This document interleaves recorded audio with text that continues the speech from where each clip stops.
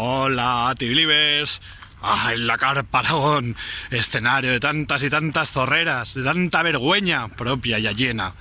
Bueno, y sobre todo escenario de muchos conciertos en estos pilás que ya los tenemos, ya se pueden ulorar, ya los tenemos a tocar.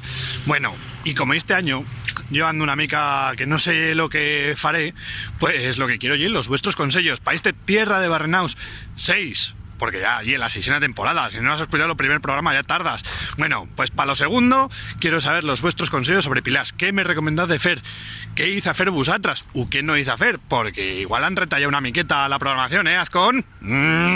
Bueno, pues eso, quiero que me envíes un audio, un video, me escribas bella coseta, lo que sea, mejor audio, video, que ya sabéis que esto radiofónico pues queda mejor que leer un mail, pues a tierradebarrenaus@gmail, por Twitter, por Facebook, por Insta, por WhatsApp, por Telegram, por lo que quieras.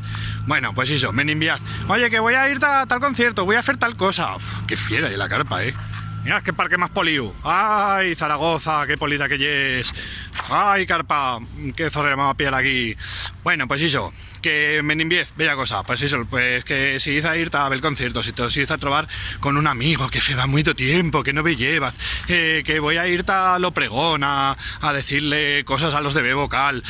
Lo que se te os ocurra, ¿vale? Pues me escribís, me contactad con yo y me lo contad. Y saldréis en Tierra de Barrenaus en el segundo de la 6ª temporada. Un programa maravilloso y magnífico que vamos a charlar de una pata cada cosas, entre otras, pues eso, de los pilás de 2019. ¿Qué hice a hacer? ¿Qué farás pa' pilás? Quiero saberlo. Bueno, T-Believers. ¡Ay, qué parque más poliu! Esto ya era una arboleda antes más, Aquí vine a árbol zambute. Venga, que vaya bueno.